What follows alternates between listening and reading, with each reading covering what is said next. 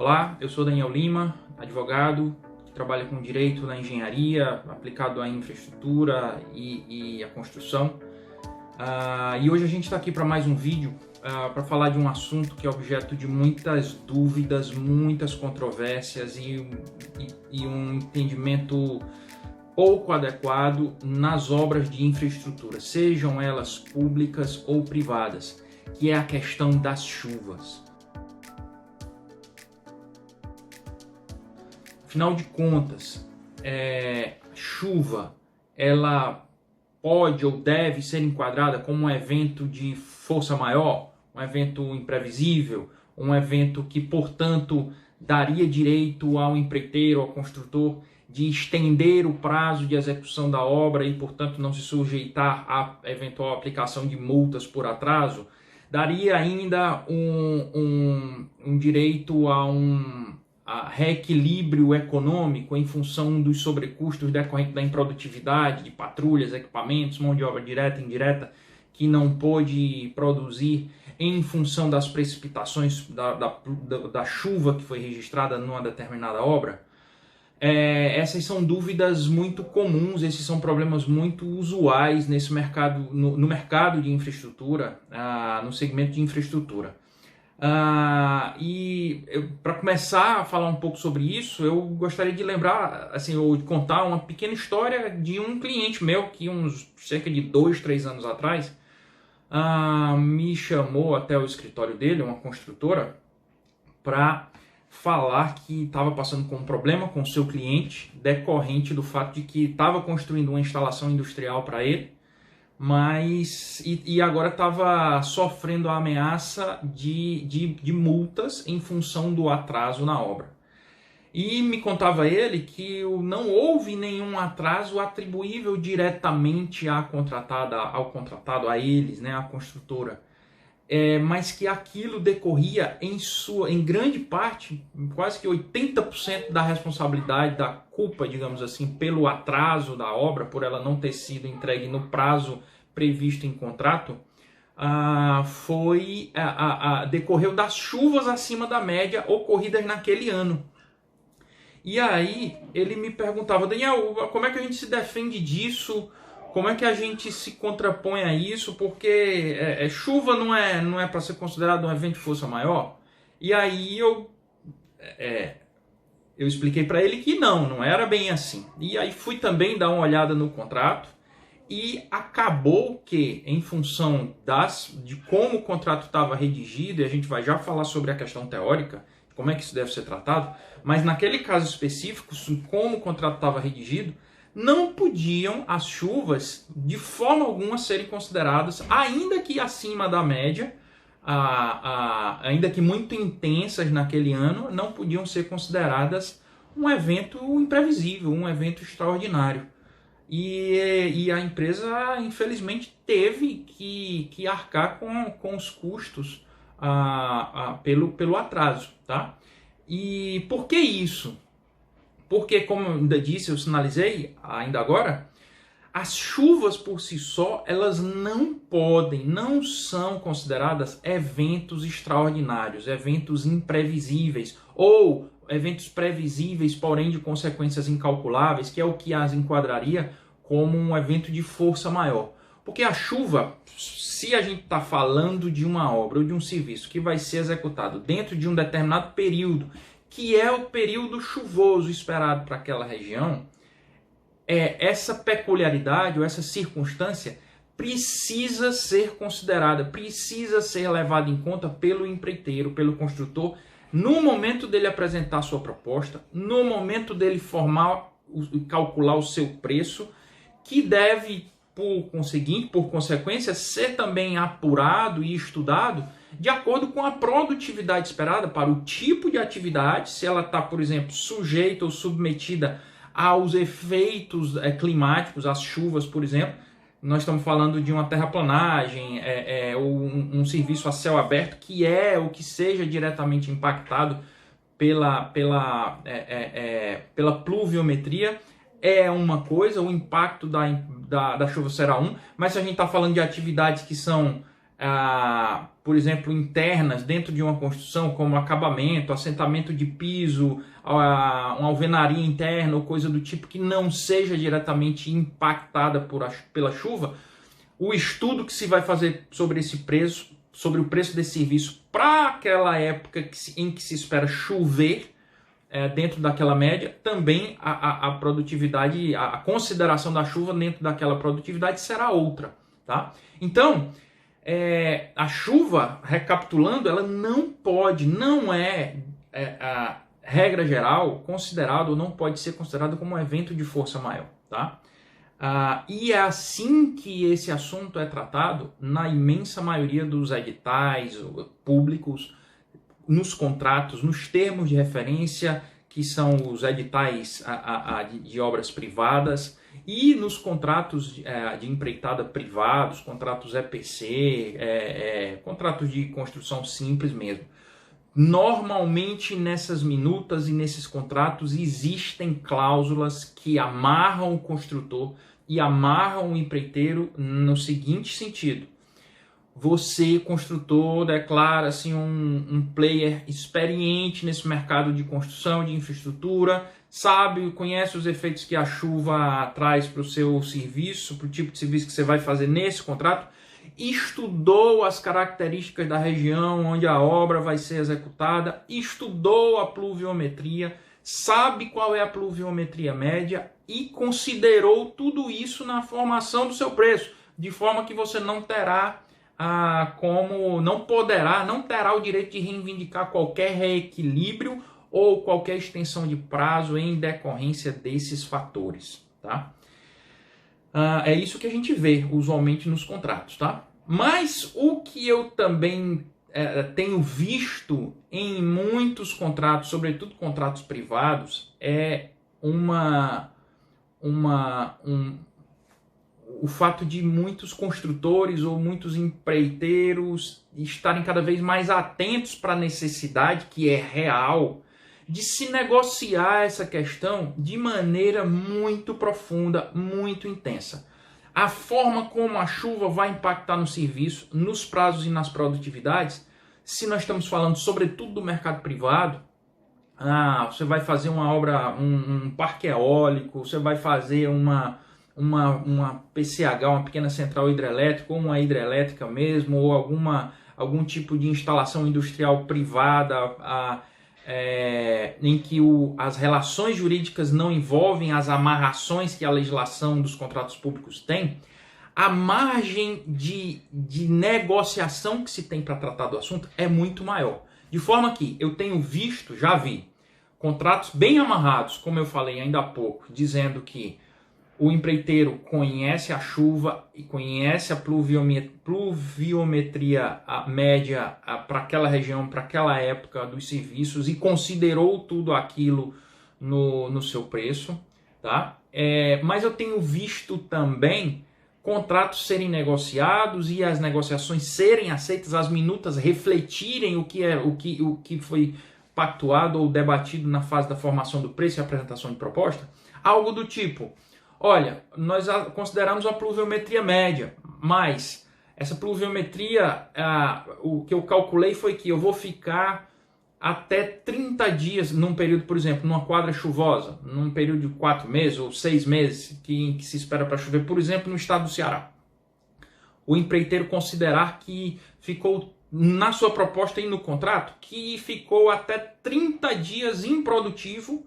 em função da chuva. E que qualquer coisa, uma improdutividade além desse período, além desse prazo, seria objeto de repactuação entre as partes. Se não de prazo e custo, pelo menos de prazo, para que o empreiteiro possa entregar a obra num tempo maior e, portanto, não ficar sob o risco de sofrer aplicação de multas por atraso, tá? Tenho visto também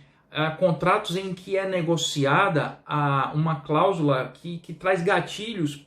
a depender do que é registrado no dia a dia da obra, nas rotinas de administração contratual. Do tipo, olha, nós consideramos uma pluviometria média, mas você, enquanto empreiteiro, também terá direito a um acréscimo de prazo em função das chuvas, se a chuva for registrada no diário de obra e o impacto dela se estender por um dia ou mais dias, porque às vezes a obra passa por uma chuva e o solo, por exemplo, pode ficar encharcado ou saturado de uma maneira tal que são necessários, às vezes, 2 ou 3 dias para se ter condição de voltar a trabalhar, por exemplo, num serviço de terraplanagem. E no contrato está refletido isso, que uma vez tendo chovido muito ou muito acima do normal ou do padrão, de forma a fazer com que o serviço tenha ficado parado ou impraticável durante 1, 2, 3 dias e aquilo tenha sido registrado no diário de obra, ou até numa outra ferramenta de registro de administração contratual, mas a ferramenta padrão para isso é o diário de obra, o prazo correspondente a esse período parado poderá ser objeto de uma extensão de prazo, de um aditivo para que o prazo em que você ficou parado seja acrescido ao tempo de execução do contrato, tá? Mas isso vai muito das habilidades de negociação do empreiteiro com o empreendedor, com o dono da obra. Mas existe essa margem de negociação. O que eu vejo é que muitos empreiteiros ainda simplesmente acatam o que vem nas minutas padrão, a forma como vem do dono da obra, não negociam apropriadamente isso, não avaliam o quanto consideraram efetivamente no seu planejamento, na sua formação do preço, no seu planejamento de produtividade, no plano de ataque da obra, no cronograma que foi estudado no momento de apresentar a proposta, para saber se efetivamente a produtividade que ele espera para dentro daquela obra, dentro daquele período, dentro daquela região, cabe no prazo que foi concedido e com os preços que ele está ofertando. Enfim, eu vejo ainda eu vejo que ainda há muito que se avançar em termos de habilidade e profissionalismo, eu diria até, na negociação dessas cláusulas, tá? Sobretudo quando a gente está falando de contratos privados, para que tudo que tenha sido imaginado, tenha sido planejado, seja refletido e tenha sido negociado entre as partes, seja refletido na proposta comercial e na minuta contratual, tá? Para que não haja surpresas no futuro, caso se chova mais do que o que se esperava no momento de executar a obra. Mas há situações, contudo, em que a chuva pode sim ser considerada um evento de força maior, mas isso é quando ela foge da normalidade. Se efetivamente choveu muito acima do normal, e qual é o número mágico ou o percentual mágico que vai dizer o muito acima do normal? A gente mais uma vez vai cair num critério de subjetividade que também costuma ser mal negociado entre as partes. Porque a gente está, por exemplo, falando de uma quadra chuvosa, 4 meses, um período esperado de chuva para um determinado estado ou região, e aí, por exemplo, nesses 4 meses é esperado em média que se chova 700 milímetros. Mas pode ocorrer nos 4 meses ter chovido 700 milímetros.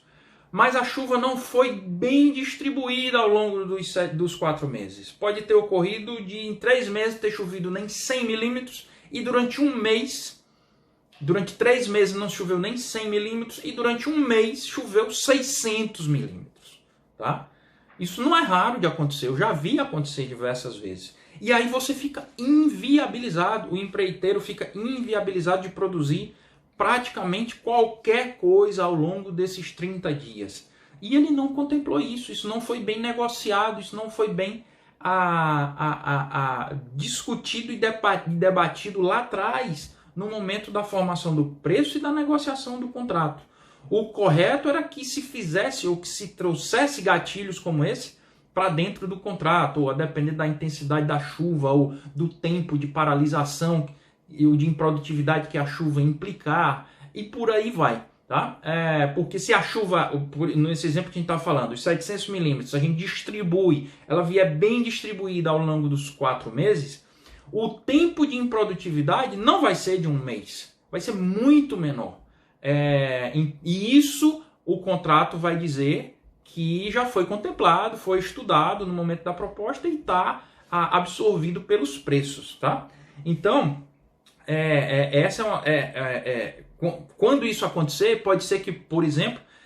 chova dentro da média para o período, mas dentro de um determinado mês chova muito, ou então a obra passa por uma chuva terrível que chega ao ponto de destruir serviços feitos, inviabilizar a continuidade de serviço por vários dias, e aí isso pode sim caracterizar um evento de força maior. Pode ser, contudo, que também não chova os 700 milímetros, o exemplo que a gente está usando, dentro dos 4 meses. Pode ser que chova muito mais do que isso, 50% ou até o dobro disso, em alguns casos, em alguns anos. Mas, e a partir de quantos por cento é que vai ser considerado força maior? Se isso não tiver sido bem negociado no contrato, mais uma vez a gente vai cair num subjetivismo, que vai depender muito da boa fé e da boa vontade de ambos os lados para negociar uma saída sensata e razoável. Daí o ideal ser negociar isso muito bem na largada, antes da assinatura do contrato, tá? Em contratos públicos, por exemplo, há muitos e muitos anos atrás, chegou-se a ser admitido pelo TCU, pelo Tribunal de Contas da União, até mesmo a aplicação de um fator de eficiência no cálculo dos preços das obras, denominado ou apelidado de fator chuva,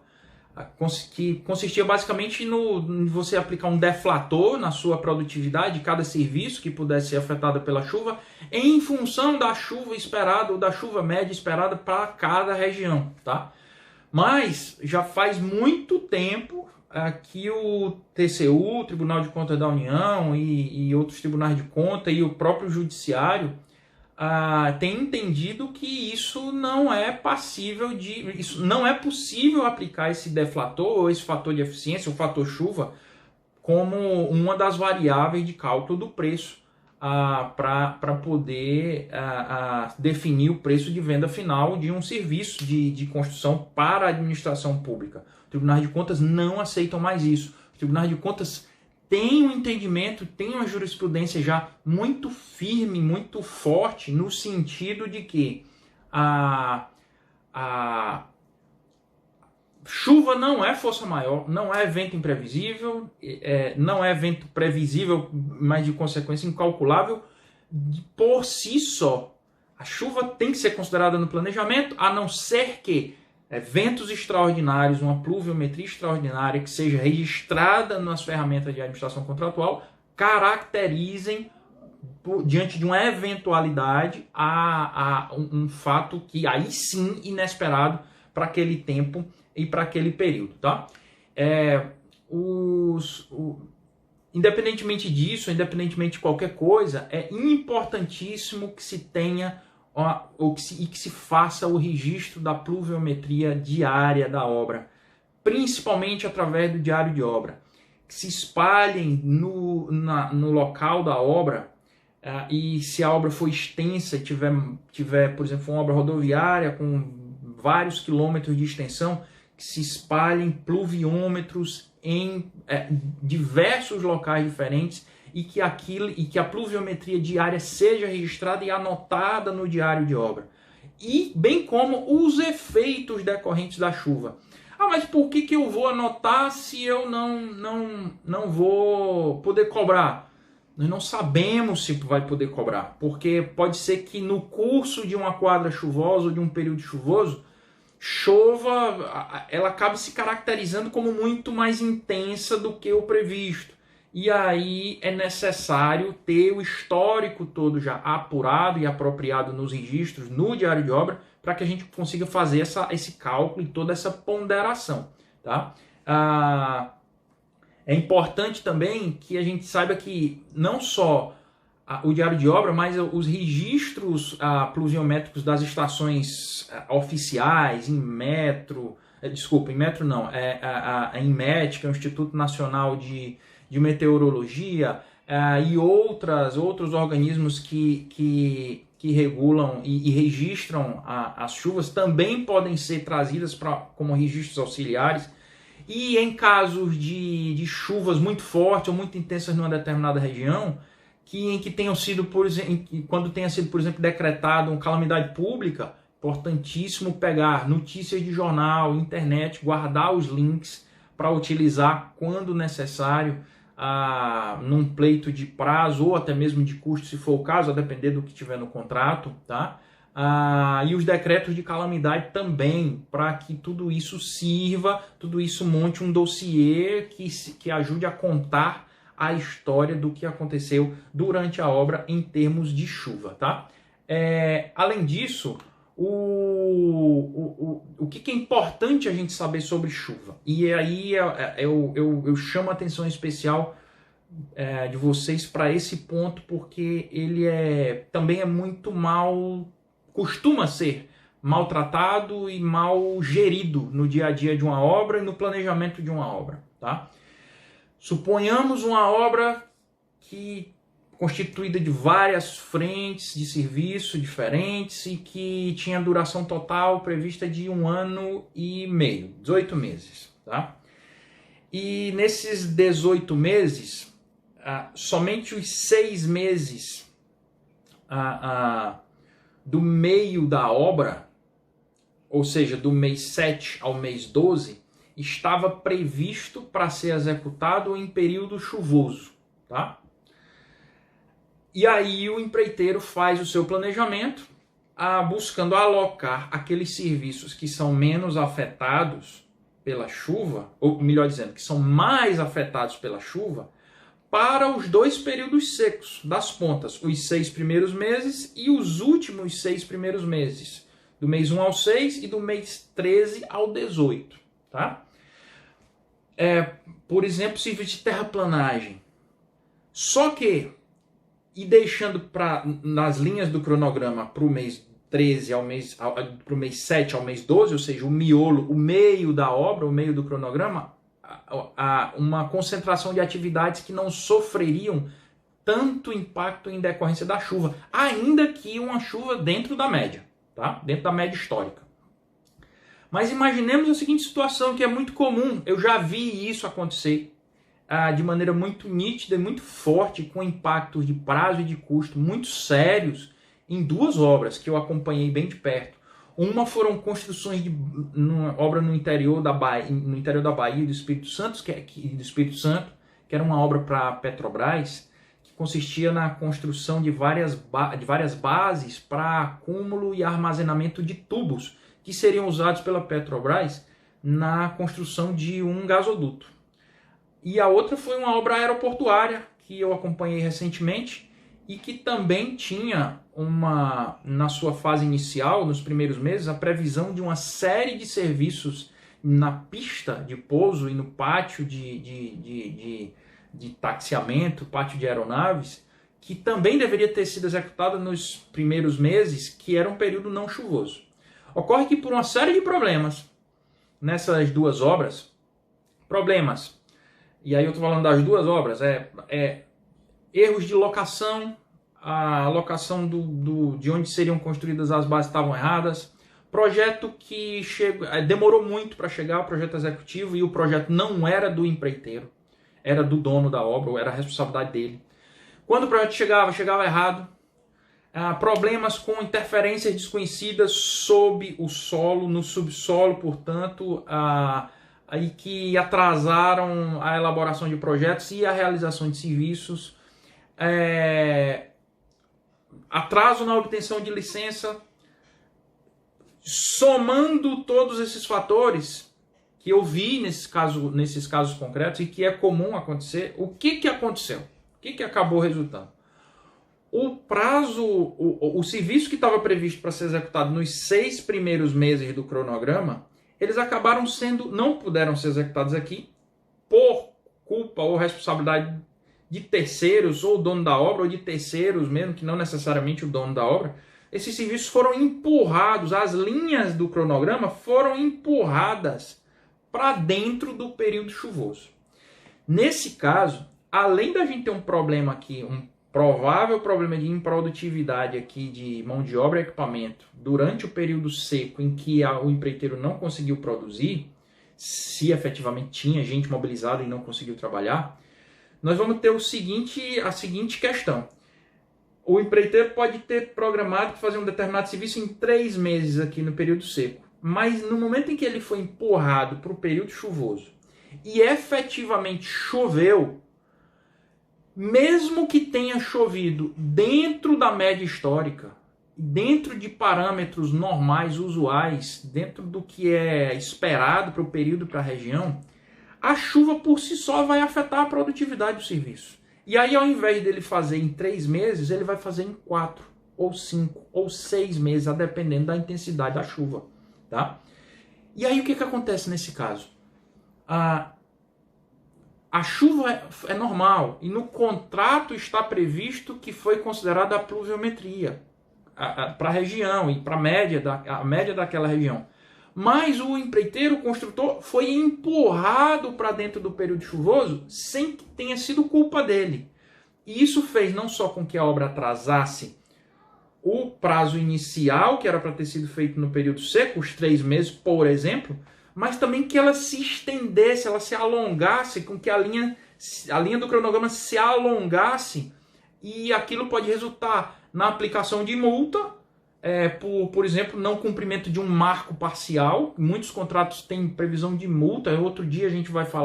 trazer um vídeo para vocês falando só sobre multas e penalidades contratuais, tá? Mas tanto ele pode sofrer a aplicação da multa,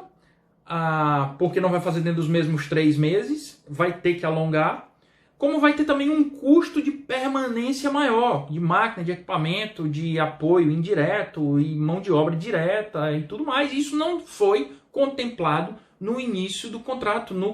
na assinatura do contrato e na proposta comercial. Logo, se isso não for muito bem negociado no contrato, e não for objeto de registros muito bem feitos, analíticos, detalhados, no diário de obra,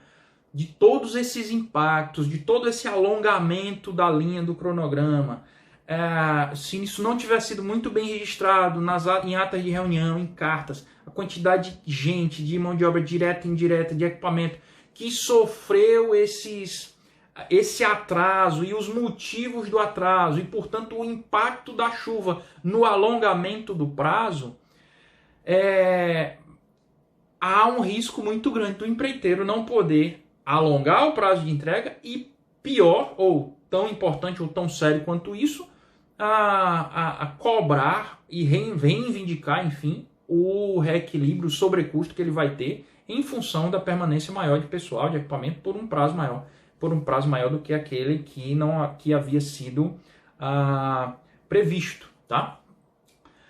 Bem, em linhas gerais, era isso que a gente ia falar sobre chuvas. Mais uma vez eu agradeço a sua atenção, sobretudo se você chegou até aqui, ao final do vídeo. Eu agradeço a sua audiência aqui ao nosso canal, te convidando para continuar nos seguindo, nos seguir, seja no LinkedIn, na minha página pessoal, ou na página Direito na Engenharia, nas outras redes sociais, no YouTube, no Instagram e no Facebook. Deixando sempre o convite para você enviar pedido de temas novos para a gente abordar. Já tenho recebido alguns pedidos que estão agendados aqui para a gente tratar nas próximas semanas. E também dúvidas que vocês podem me mandar inbox de maneira privada ou através dos comentários. Tá? Muito obrigado mais uma vez.